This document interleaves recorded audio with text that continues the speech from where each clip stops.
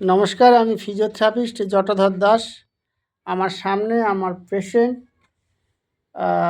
ওনার নি joint operation করা হয়েছে। তার ছবি আপনারা দেখতে পাচ্ছেন।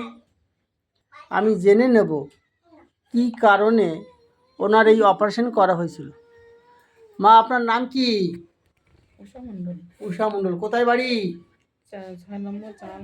6 নম্বর চাড়ালখালি। ওনার পাশে দাঁড়িয়ে আছে ওনার বৌমা। আচ্ছা খুকিমা, বলো তো তোমার শাশুড়ি মার কী অসুবিধা হচ্ছিল?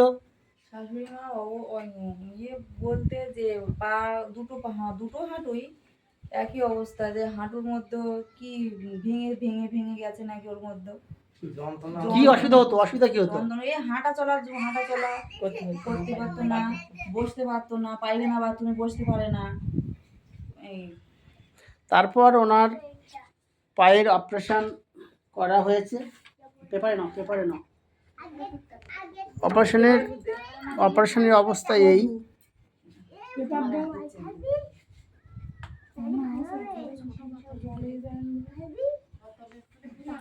এক্সরে দেখালাম, পায়ের ছবি এই।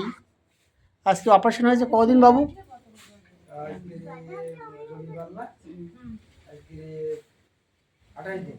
28 দিন অলরেডি অপারেশন হয়ে গেছে। বাবু, আপনার নাম কি?